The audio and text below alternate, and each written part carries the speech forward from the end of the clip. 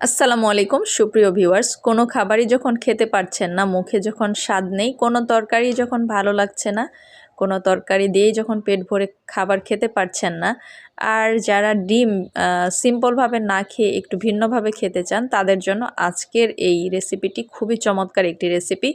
এবং যারা হোস্টেলে থাকে বা ব্যাচেলার থাকে, তাদের জন্য কিন্তু এটি একটি চমৎকার একটি মেনু হবে।